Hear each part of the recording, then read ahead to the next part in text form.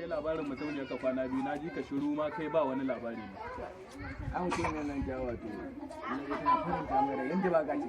Allah mutum ya ai zuwan garin nan ya sa wani nishadi da ke ji a cikin zuciyata. ai na ga alama tun da na ganka na ga gabaki ɗaya ka canza. Wani kyallin hanci yake da wani goshin kama kyallin yake. Ai dole ne ai tana faranta min ne yanda nake so ai.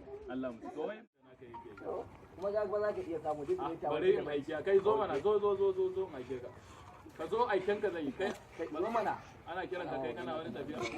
Kai ka rena mutane. Don uwarka muna anguwa ɗaya da kai. Yaro kawai wai an kirawo yaro ta gaddama yara ana zaune da su. Wanne ne daga ciki waye ne? Wannan ne? Let's go! Kai waye yanzu ka kira wanda zai rama ma ne? To kai ban da kai wannan haba sahabi. Ban da kai wannan ai ba ne rigima.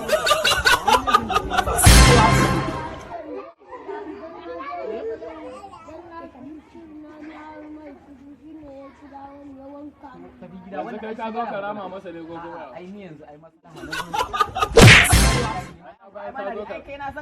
na bayar ko sai na tashi ai. A'a ba ma sai ka tashi.